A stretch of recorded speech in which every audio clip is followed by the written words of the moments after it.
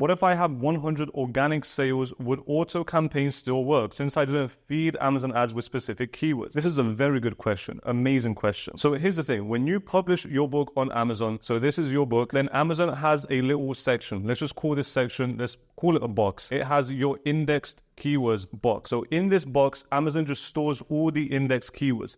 If you don't know what index keywords are, it basically just means the keywords that your book is showing up for. So if I type in how to draw dinosaur, and I also type in how to draw princesses, if your book is indexed for the keyword how to draw princesses, then when someone types this in, you're going to show up in the search results. It might be on page 1, page 2, page 3, page 20, doesn't really matter. You're still going to show up in the search results. That means your book is indexed for this keyword. Now, if someone searches this keyword and you're not indexed for that keyword, then you're not showing up anywhere, not even on page 30, because you're not indexed for the keyword. You must be indexed for a keyword in order to show up for the keyword, even if it's on page 28. So Amazon has this big box with all your indexed keywords. Now, when your book first starts off, you're going to give it a bunch of keywords. These are your backend keywords, keywords in your description, keywords in your title, subtitle, everything on your page listing.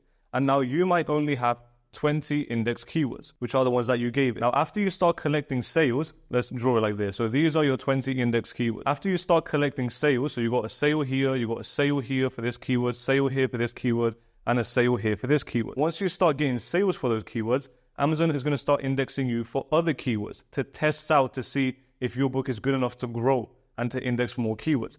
Now, if it is good enough, you're going to start getting sales for other keywords that you didn't put at the start on your listing. Now, what's that going to do? It's going to increase the amount of keywords that you're indexed for.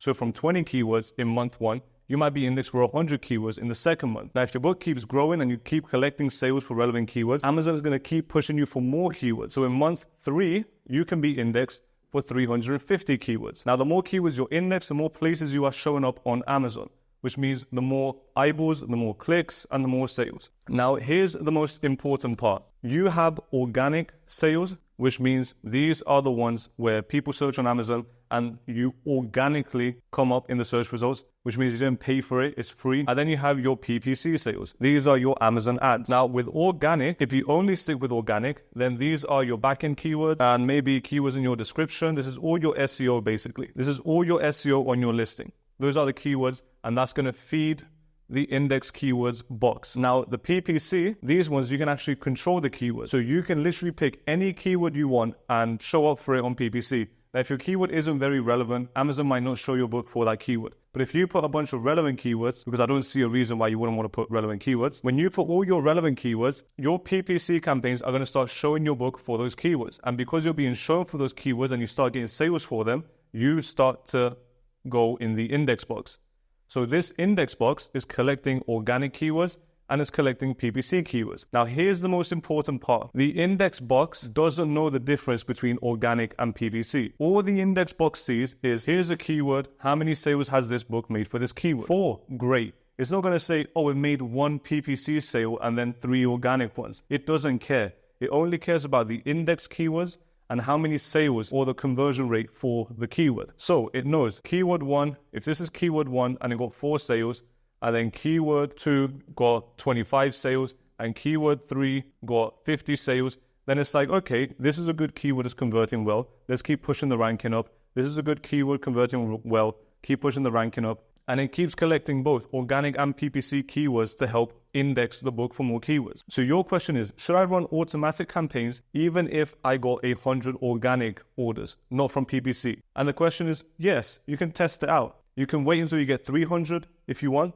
It's all up to you. But as long as Amazon has indexed sales data and your book has a bunch of sales data, whether it's organic or PPC, it doesn't matter because Amazon can't tell the difference. Now, even if you have 1,000 organic sales and you've never run an auto campaign, then when you just launch an auto campaign, then that auto campaign is already going to have these 1,000 sales and it's going to be able to see all the index keywords for the book and it's going to know where to show your book. It's already going to know what works and what doesn't work, what your book is about, where you're getting the sales data from, which customers buy from you. It's going to be much easier for this auto campaign to not only be more profitable, but be more effective. Do you recommend to run ads without reviews? Well, no. Personally, I don't do it, and here's why. If I have one book here with 0 reviews, and then I have another book here, exact same book, I think I need a different marker. So I have a different book with 20 reviews. Then great. These can both be the exact same book in the exact same niche. This is a dog training book for kids. This is a dog training book for kids. Now, let's just assume that these are the exact same book. Well, this one, first of all, has 0 social proof. Now, what's social proof? If I tell you, oh, I watched a film on Netflix, it's called The Dark Side of Life. Okay, and then one of your friends comes to you and said, oh, I watched this film on Netflix, The Dark Side of Life, it's amazing. And then your grandma comes to you, oh, I watched the film Dark Side of Life, it's amazing. And then a friend comes to you, says the same thing, and your dog tells you the same thing. And then a stranger in the middle of the street tells you the same thing. Well, eventually, when you're sitting on Netflix at the end of the day, and then you see the film, The Dark Side of Life, you're thinking, oh, I got 5 different pieces of information from 5 different people saying that this is good. So that film has social proof. Social proof means there's proof that is good from other people. So because other people gave you their honest opinion, they don't have anything to lose. They're not making money from you. They're not doing anything. They're telling you the film is good. So that reinforces your belief that the film is going to be good. So you pick it because of social proof. Now, that's exactly what reviews do for your book. If you have 0 reviews, you have 0 social proof. If you have 20 reviews, at least you have some sort of social proof. Now, if you have a little bit of social proof, that means you have trust. And if you have trust, then you can sell your book. No one buys something they don't trust. Now, your question is, should you run ads if you have no reviews? Well, what's the purpose of ads? Literally, the only reason you run ads is to drive more traffic, which means you want more people to see your book. Now, if you don't have reviews,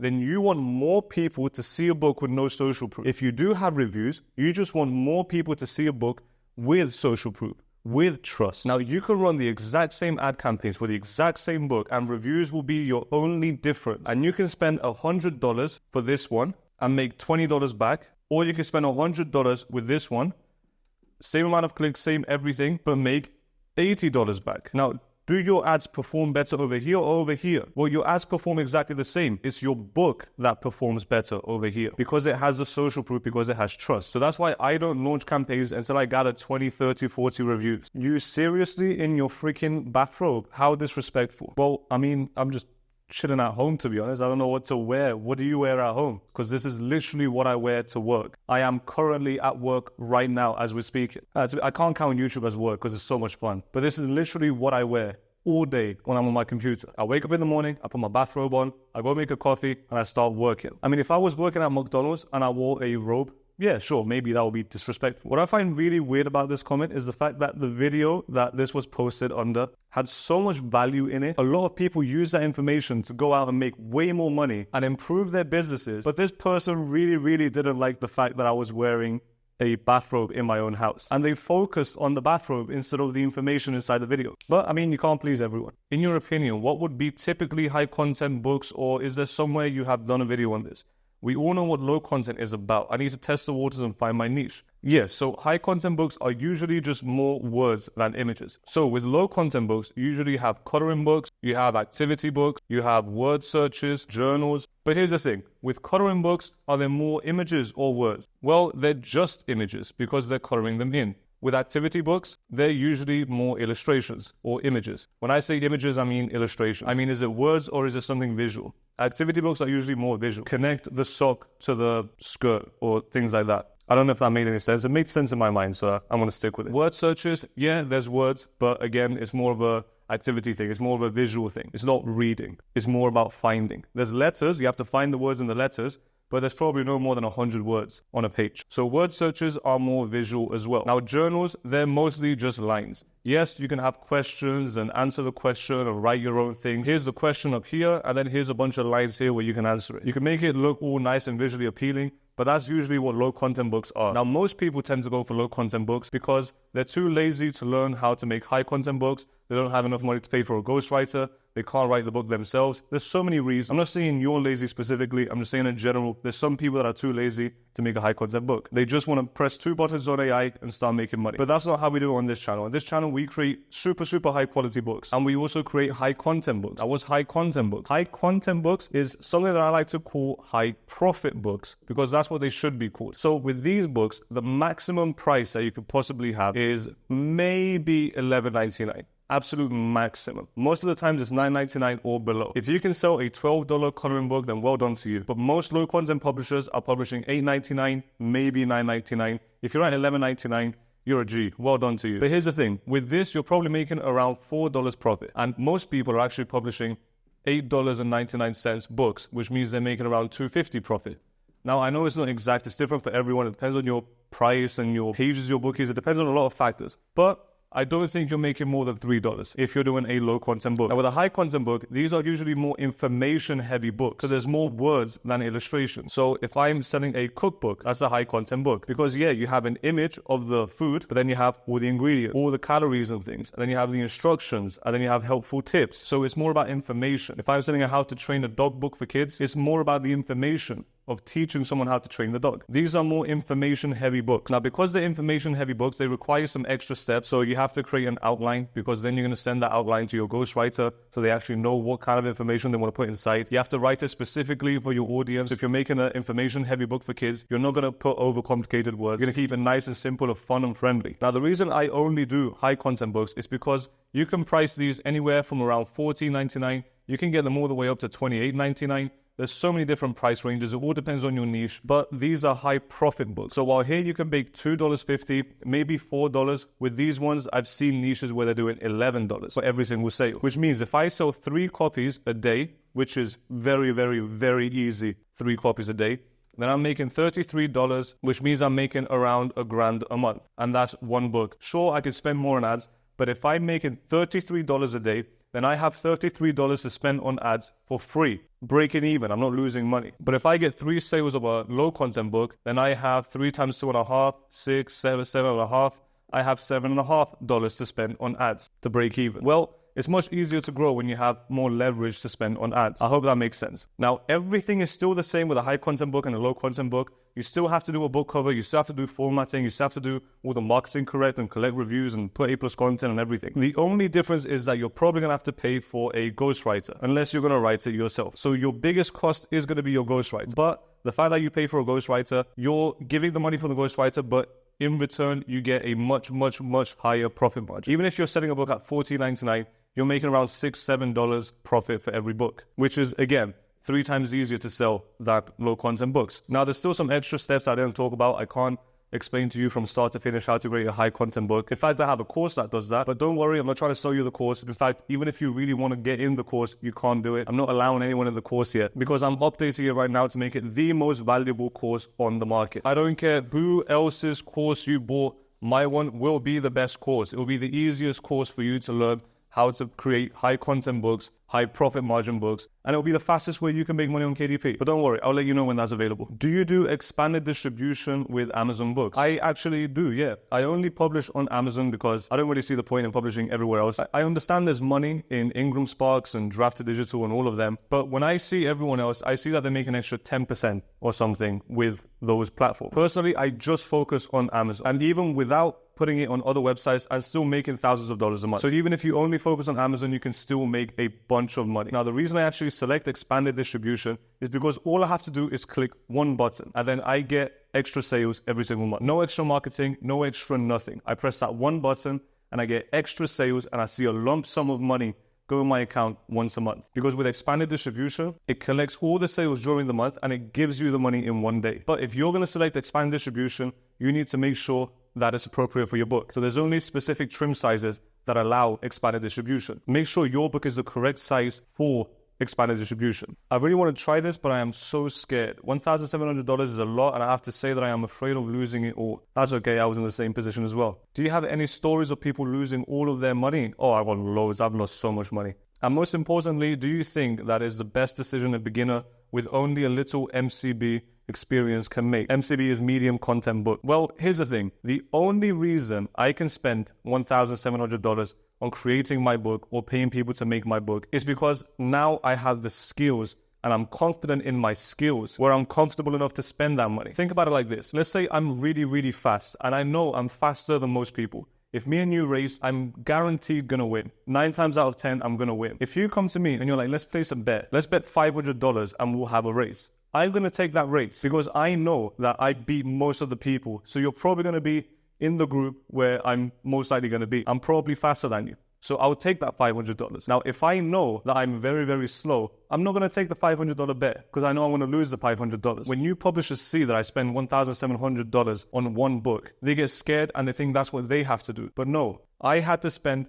$300 on a book and $800 on a book and then $1,000 on a book in order to reach the point where I've gathered enough skills to be confident and understand that I need to spend this amount of money to create the book that I want to create in my head. But when you're new, you automatically think that the more money you spend, the better quality the book is going to be. But you don't really understand what good quality book is until you make bad books first and then understand what good books are. So if you don't have any design skills, I'm not going to tell you go pay $500 for a designer because you're not going to know if they're going to do it good or not. In fact, I went on Fiverr and there was a guy charging $300 for a book cover and it was terrible. I would never buy from him. I'm not going to say names or anything, but I would never pay $300 for that specific book cover design. But I will pay $300 for a designer that I see that's really, really good. And I've done it before. Now, another mistake is thinking that money is going to solve everything. If you throw enough money at your book and you throw enough money in your ads, it's all going to work out. That's the biggest lie I've ever heard. It doesn't matter how much money you spend. What matters is the execution. For one of my books, I literally just spent $800 for the ghostwriter and I did everything else myself. Why? Because I had the skills to do it. And also I had the time to do it. Now that book, even though I only spent $800, is making around $400 profit every single month. Now, I know $400 isn't a lot, but I only spent $800 creating that book. Now, if I didn't have the skills, then I would have to pay $800 for the ghostwriter, more money for the book cover, more money for the ACoS content, more money for the SEO, more money to get the reviews, more money for someone to run the ads for me, which is going to become very, very costly. So if you're new, I wouldn't recommend you spend a bunch of money on making a book, but I would recommend to slowly start increasing the amount of money that you spend. So if you've ever bought a $50 book cover, try buying a $100 book cover. But before you buy that $100 book cover, keep learning design skills. So when you do order that book cover, you have more knowledge than you had before. And as you keep building your knowledge, then you can start spending more and more money. Just like if you start the gym, you literally just pay for the membership. But then once you start learning the process, then you can buy some protein. And then when you start seeing results, then you can buy a personal trainer. And then when you realize that you've been consistent for a year, then you can build a personal gym in your house. And that's how you slowly start to spend more money as you gather more skills. So the only reason I spend a bunch of money on a book is because I have the skills and the confidence that it's going to work. Because I've failed so many times before and I lost a bunch of money before. But if you don't want to lose money, then build your skills first, then start spending money. There's a guy that said, can't remember his name, but there was a guy that said, if I had 5 hours to cut down a tree, I'll spend 4 hours sharpening the axe. Now, the same applies to you. If you have 6 months to make a book, spend 4 months perfecting your skills before even hiring someone to help you make that book. So you don't have to spend a bunch of money on making a book. Where is the link for the booklet? The only link I see there wants me to join a $17 per month subscription. Yes, you're completely correct. So what I've done is I created a book. I've literally spent months writing this book. I wrote the book, rewrote it, added images and illustrations to make it as crystal clear as possible for you guys to absorb the information. I try my best not to make it a boring book because there's way too many boring books out there. But inside this book, you basically learn a bunch of skills that you need to know if you want to double your sales by tomorrow. Now, what do you learn? First of all, I'm going to show you some SEO things that you need to know, which means that you get a lot more eyeballs on your book. You can't sell to someone until they see your book first. This marker is starting to run out as well. Let me just pick another one. Let's see if red works. Red works. Great. Once people are looking at your book, then you need to figure out how to get them to click. Well, I show you how to create some super highly effective book covers. I show 3 design principles that most of you aren't even using now. Now, just by using those 3 design principles that I show you in the book, your book covers are going to be way better, which means that you'll be able to convert more eyeballs into clicks. This is a mouse. That's supposed to be a click. Now, what else? In this book, I'm also going to show you how to gather a bunch of reviews. Now, you can watch a video on YouTube. You don't have to get the book to understand how to get reviews. If you do want to see that review video, something definitely popped up there. If you click on that eye thing that popped up, it will take you to the reviews video. But even if you take the booklet, it's still going to tell you how to get a bunch of reviews. I'm talking about hundreds of reviews. Then it's going to teach you how to create some high converting A+ content. I share a tip with you that's going to help you increase your conversion rate, which means you get more sales out of these clicks that you gathered because you understood how to actually design effective book covers. Now, I show you examples for both of these, so you know exactly what you're doing. Now, once you have all of this set up, I also show you my phase 1 Amazon ads campaigns. So this is how to basically run Amazon ads in a way where your book is going to skyrocket from month 1. Now, I've been working one-on-one with 2 separate clients for the past 2 months, and we just launched our phase 1 Amazon ad campaigns. One client managed to reach around 4,000 ABSR in the American marketplace, and another client went to 1,600 ABSR, which means they're selling around 30 to 50 copies per day, only in phase 1. Literally, whatever I showed them in phase 1, Amazon ads, is in this book. And I only want to give this book to people that actually value the information inside, which is why I didn't make it free. If it was free, you would get it, read it, and never put any action in. But if you do want to get the book, then all you have to do is join the strongest KDP community. If you join the community, you get a book, you get to talk to people, you get to ask questions, you can DM me, there's prizes that you can win, there's competitions that are running. We post every day, everyone's asking questions and answering questions left and right. You can DM other people, you can learn from everyone, you can get the book, you get exclusive videos, you can watch the whole niche research module so you know exactly how to research your next book. That's going to make you $1,000 a month. I give you all of this for just $17 a month. Now, do I need your $17 a month? No, I'm comfortable with life. I really don't need your $17 a month. But Barry, if you don't need it, why didn't you make it free? Because people don't value free stuff. Now, if you're serious about KDP and you're a serious publisher and you want to quit your job or you want to make more money with KDP, but you're not willing to spend $17 to gather knowledge that can double your sales, talk to people, learn how to do research correctly, get exclusive videos that are going to help you grow your business, then I'm sorry, there's nothing else I can do. You can go on all the other KDP YouTubers communities and they're charging way more than me. I don't need your money. I don't need to charge you a lot of money. I just want to give you a bunch of knowledge, but I have to charge you something so you can actually feel like you sacrifice something. Because even though it's only $17, if you feel like, oh, okay, I spent $17, I want to take this seriously, you're going to get a lot more out of the community. So if you're interested in the book and interested in the community, then I'm going to leave a link down below. You can click on it, get more information. Everyone in there is loving it. Can you use the word book in your keyword? Well, if you're selling a book, then you can definitely use the word book, but not by itself. So if you have 7 boxes in the back, you don't just want to put the word book. But if you're selling a dinosaur encyclopedia book for kids, then you can put dinosaur encyclopedia book for kids. If that's part of your phrase or is part of a specific search term or a specific keyword, then sure, you can add book. It's not going to destroy your listing if you add the word book. Just don't put it by itself because then you're competing with tens of millions of books. Instead, you want to be super specific. So you can use the word book inside of a keyword, a long tail keyword, a teachable keyword. If you haven't watched the keywords video, I'm going to leave a little eye thing that pops up somewhere. If you click on that, it will take you to the keywords video. Great video, Barry. Thank you so much. Appreciate it. How do you calculate CVR and what percentage would you aim for? Absolutely amazing question. So what's conversion rate? Conversion rate is, let's say I get a bunch of clicks, then those clicks, some of those clicks, which are real people that clicked on a book, some of them are actually going to buy your book. So it's sales. This process here is called a conversion because you were able to convert them from a click to a sale.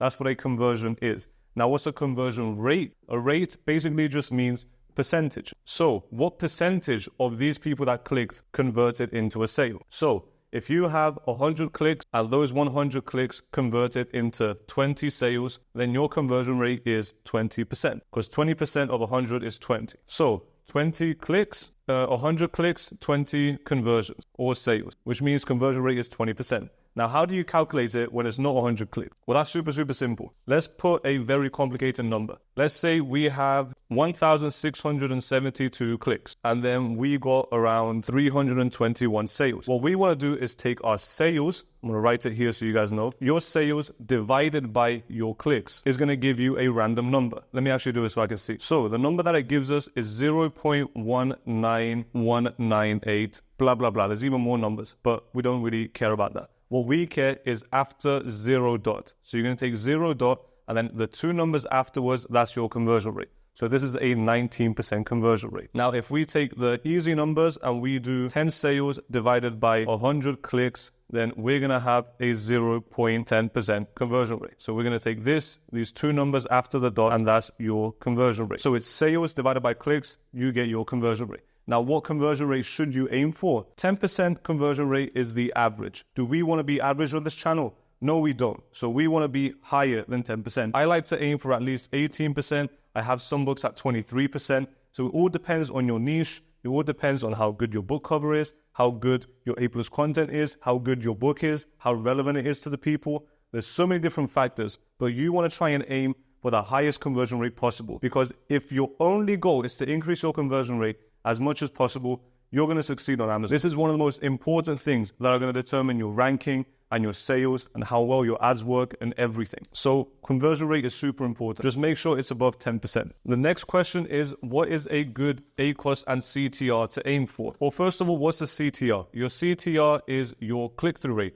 This basically means click-through rate. I can't even spell click-through rate. Anyway, you know what it says. So your click-through rate is basically what percentage of people, after looking at your book, after it popped up on their screen, what percentage of those people actually clicked on it. Now, the more people, the higher the percentage, and the more people clicked on it. And like we talked about earlier, if you have a high conversion rate, then you can convert most of those clicks into sales and make a bunch of money. So you want a really high click-through rate. But here's the thing that most people get wrong. You don't want a high click-through rate for every single keyword you could possibly think of, because with click-through rate, there's so many variables. Now, there's not actually a click-through rate percentage that I aim for. I just aim to make the most appropriate book cover, get as many reviews as possible to help have the maximum click-through rate possible. But the thing about click-through rate is it just tells you how relevant your book is to the search term. It tells Amazon how relevant your book is to the search term. So let's do a practice exercise. Just you give me the answer. There is a keyword, history of the world. Someone searched this, okay, and that book got a 0.2% click-through rate. Now, someone also searched history facts book for kids ages 8 to 10, and that gave them a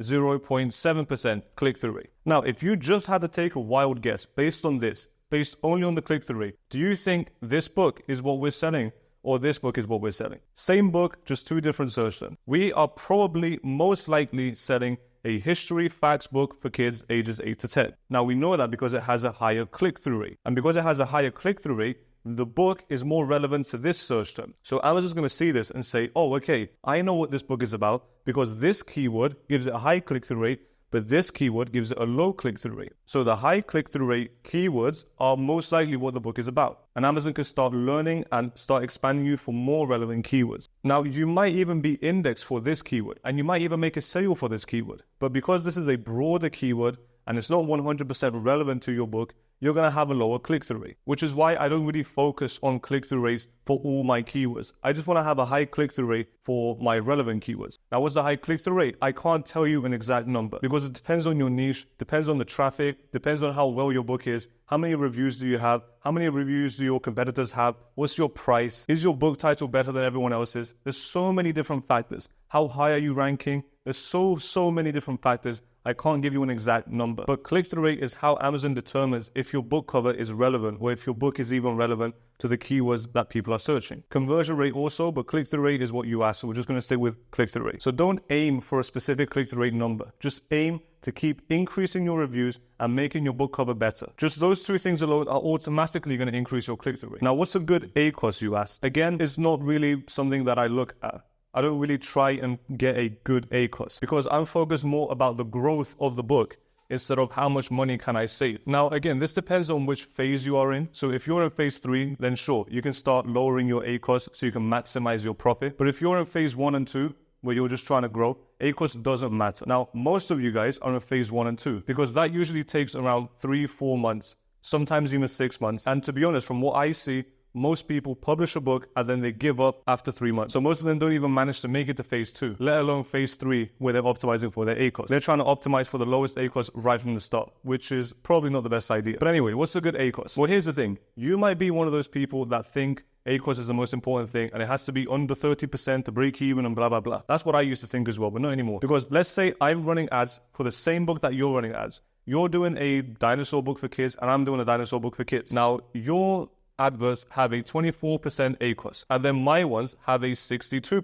ACoS. Who is more successful? You're probably going to say you, because you're spending less on your ads. But here's the thing.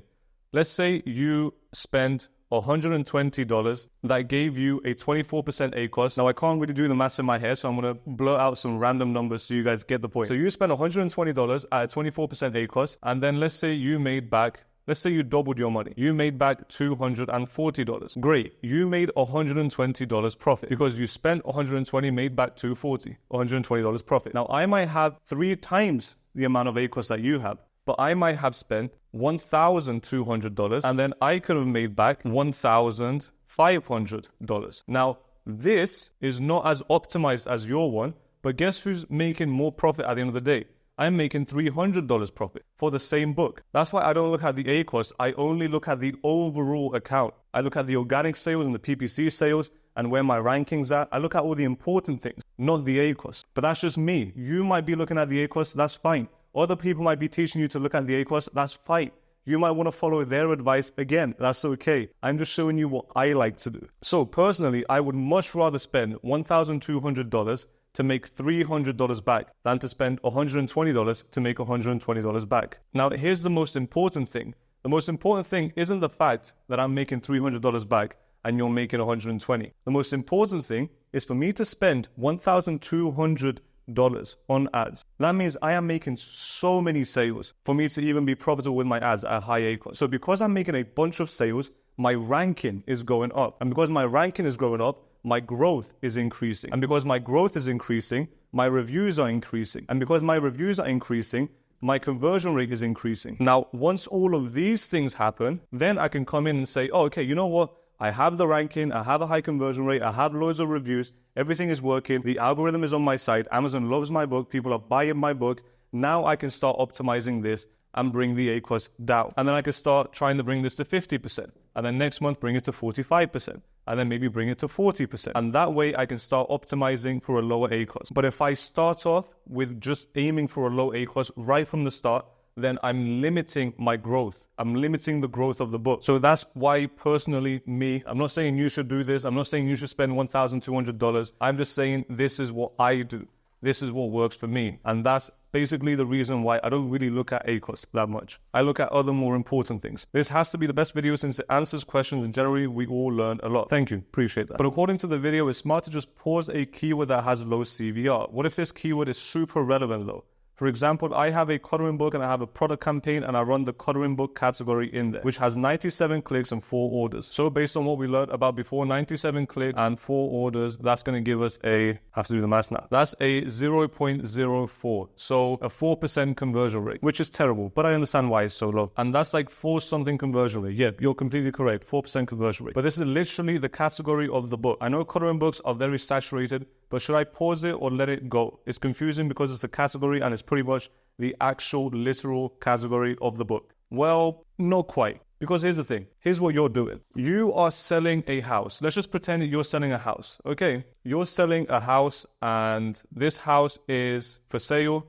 and it's $500K to buy it and it's in Florida. Now this house, which is $500K in Florida, it's a 3-bedroom house. It has a balcony. It has a garden. And yeah, that's basically what we need to know. So let's say you are trying to sell this house and you're trying to put an advertisement on Google or on Facebook or something where someone has to search for a house. What you're doing is you're targeting the word house for sale. Well, tell me, if someone searches house for sale on Google, are they looking to buy your house? Maybe, but this is so broad. How is anyone going to figure out if they're looking for a $500,000 house that's in Florida, that has 3 bedrooms, and they want a balcony and a garden? This is way too broad. This says nothing about where the house is. So if you wanted to be more accurate, you would go house for sale in Florida. This is relevant. This is not relevant. This is too broad. Sure, yeah, you have a house for sale, but you want to stay relevant. House for sale in Florida. Now, if you want to be even more relevant, you're going to put 3-bedroom house for sale in Florida. That's more relevant. Now, if you want to be even more relevant, then you can target the words 3-bedroom house for sale in Florida under 600K because it is under 600K. And now you're trying to find your target. But house for sale is so broad. What are the chances you're going to compete with all the other millions and millions of houses for sale in the world? You didn't put a place, you didn't put a price, you don't put anything about the house, you are completely irrelevant. Now, how does this apply to your book and your question? Well, the mistake you are making is you think coloring book is relevant. Coloring book might as well target book. It is a book, isn't it? But it's way too broad. Now, let me ask you, what coloring book are you selling? Do you know what coloring book means? If I'm targeting coloring book, am I targeting, is it an animal coloring book? Is it a coloring book only with flowers? Is it a landscape coloring book? What type of coloring book is it? If you just target coloring book, yeah, it's a category, but books is also your category. So why don't you target books? Because it's so broad. You don't want to target broad categories. You want to be specific exactly what the book is about. Now, if you just target coloring book category, even though you think it's relevant, which it is relevant, but you have a 4% conversion rate because you're competing against millions of other books. Now, I'm going to take a wild guess and just say that your book has under 100 reviews. I have no idea, but I'm going to take a guess that your book has under 100 reviews. If it does, then how is your under 100 review book going to compete against millions of other coloring books with hundreds, if not thousands of reviews? So first you need to figure out what exactly is your coloring book. If you want to target a category or keywords and you're targeting an animal coloring book, then target the category animal coloring book. Your conversion rate is going to be higher because you're more relevant, you're going to spend less money, and you're competing with less people. Now, another thing, if you have an animal coloring book, then you don't just have an animal coloring book. You need to figure out, who is this for? You're going to have a coloring book for kids, but that's completely different from a coloring book for adults. Adults one is going to be way harder to color. So by you just targeting coloring book, you're targeting everyone, even though your book isn't for everyone. Now, you might say, oh yeah, my book is for everyone. Anyone can color it. Well, you can say that about any book. I can give you an encyclopedia. You can still color that. Get some pencils, color in. Great. But what I'm trying to say is you need to be 100% accurate. Is your animal coloring book for kids? Is it for adults? Is it for seniors? Is it for Christians? Is it for women? Is it for boys? Who is it for? What is the book and who is it for? You're not giving this information to Amazon. All you're giving to Amazon is, oh, please Amazon, show me in front of millions of other books and hopefully I get a very high conversion rate. That's not how it works. If you're trying to sell a house in Florida, you're not going to target house for sale. You're going to be as specific as possible. And the same applies for KDP. Now, usually I don't talk about low content, but this applies for both low content and high content. You want to be super relevant. Coloring book is not relevant.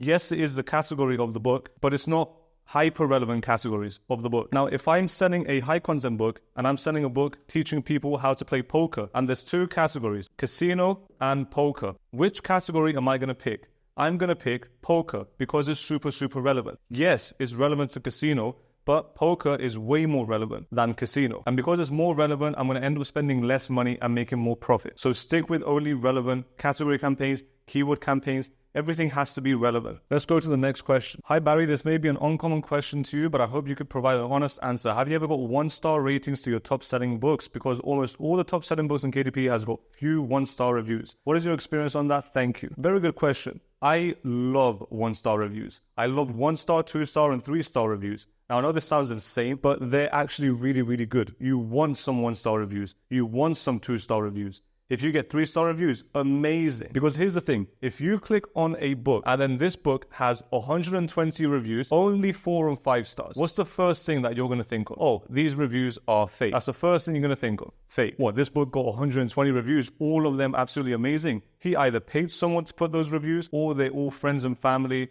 email list, whatever way they're going to get the reviews. But customers think the same thing. Imagine you go buy a TV on Amazon. You're going to spend $500 for a TV, $1,000. I don't know how much TV costs, but whatever amount of money you're going to spend on a TV. Imagine you see 120 reviews, all of them 5 stars. That's going to turn you off a little bit, because when a customer clicks on your listing to see the reviews, what they're actually looking for is what are the downsides of the product. And they want to see the real downsides of the product to see if that's something that actually affects them. So for example, if you're buying a TV and then there's a negative review that says, oh, this TV was too big and it doesn't fit in my living room, but you're actually looking for a very big TV, then you're going to see that review and be like, oh, awesome, great. Now I can get a big TV. I know this TV is big enough for me, because their problems are irrelevant to my problem. You want 1-star reviews. Now you can have some real 1-star reviews and some fake 1-star reviews. Now, there are times where you're going to get fake 1-star reviews, and the only real thing you can do is email Amazon. If you email customer service, they might be able to do something. If not, then that's okay. Just leave the review, because you're going to be gathering more reviews anyway. And if you gather more positive reviews, it's going to pile up on top of the fake 1-star review or 2-star review or whatever amount of stars it gave you. Your positive reviews are going to pile up on top, and it's just going to hide it. And at the end of the day, you know that box where it shows all the reviews? These are the 5-star, 4-star, 3-star, 2-star, 1-star. If it's like this, so a bunch of 5 stars, some 4, and then you have some small like this, you get me? So it's mostly 5 and 4-star, but there are still some 2-star, some 3-star, some 2-star, some 1-star. That's great, because it looks like, oh, okay, I can see positives of the book and I can see negatives of the book. And the customer has a more real experience and trusts your book more, which is why I love 1-star and 2-star reviews. Now, I actually got a 1-star review for one of my books, and you know what it said? It said this: the table of contents was upside down. It said that the table of contents was at the back of the book instead of the front, but in fact it was at the front. So that was obviously a fake 1-star review. Or maybe they put it on the wrong book. Maybe they bought a competitor's book and they accidentally left a review on my one. It didn't even bother me at all because I just kept collecting positive reviews, and now this is all the way down. No one even looks at this. And if someone clicks on it and they're like, oh, he's complaining about the table of contents, they're thinking, oh, okay, it's probably fake. Because the guy didn't complain about the interior of the book. They didn't complain about the printing. They didn't complain about anything else. Just the fact that the table of contents was at the back instead of the front. It was insane. Now, you can also get some real one-star reviews. Now, for these, you need to be grateful. Be grateful for every single real one-star review you get, or 2-star reviews, or just a low review. Now, why do you want to be grateful? Because this is telling you how to improve your book. If you get a real 1-star review and the review says the font that was selected is a little bit hard to read, then great. You're like, oh, thank God I got a bad review this early, because now I can fix the book, put a font that's more readable, and then I can update the book so I don't get any more negative reviews. So you need to be grateful for your negative reviews because they're going to help you make a better book. You need to drop your ego, fix your book, and make the best book possible if you want to make the most amount of money as possible. Now, I actually got some real 1-star reviews that talked about the printing. Now, the printing wasn't up to me. This is all up to Amazon, but I couldn't really do anything to fix it. So some books that were printed would have a line in the middle because of the printers. Again, it's not up to me, it's up to Amazon. And I used to get negative reviews for the printing. But that's okay, because all you have to do is just keep collecting positive reviews and they're going to pile up on top of the fake ones. These fake ones, when your book is growing, they're going to help you. Your listing is going to be more realistic. People are going to trust you more. If you only have 5-star and 4-star reviews, it doesn't seem that realistic. Personally, maybe I'm wrong, I don't know. But I like to have 2-star and 1-star reviews, especially if they're fake reviews. And especially if there's something that's not concerning the book. They're brilliant because a customer is looking for an excuse not to buy, and then they realize, oh, these reviews are talking about nonsense, so I'll just buy the book anyway. Now, I also had some times where Amazon would print the wrong interior. So they would take my book cover and they would take another random book and they'll print that on the book cover. So their printing had issues. Again, it's not up to me. You might get a negative review for Amazon's printing. All you have to do is just keep collecting positive reviews and it would hide everything. So that's why I love 1- and 2-star reviews. They build trust and they make your listing more realistic, which is better for the customer, to be honest, in my opinion. Now, before I go, there's a bunch of people asking me about the course. You can't enter the course. No one can join the course yet. I'm still building it. I'm still making it the best possible course. I got a bunch of positive feedback and it's going to be getting released very, very soon. You're going to have an opportunity to join the course, I promise you. But for now, you can't join. I will let you know when you can join. And it's going to absolutely blow your mind. It's going to change your life as long as you take action. So if you found this video valuable, click here. A video just popped up. You're going to find that video extremely valuable. It's going to help you make a bunch of money on KDP. Now, if you have any questions that you want to ask me, then you can join the strongest KDP community. You can ask me any question you want in there. You're going to have a bunch of people reply to you. You're going to have me reply to you. And it doesn't matter how small or how big your question is, you will get a reply.